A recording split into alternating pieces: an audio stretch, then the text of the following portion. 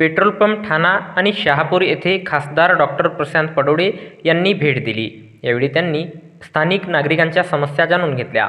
भंडारा तालुक्यातील petrol pump ठाणा आणि शहापूर या गावांना खासदार डॉक्टर प्रशांत पडोळे यांनी दिनांक 12 जुलै 2024 रोज शुक्रवारला दुपारी 1:30 वाजता दरम्यान गावकरी कार्यकर्त्यांच्या भेटी घेऊन तेथील समस्या ऐकून घेतल्या।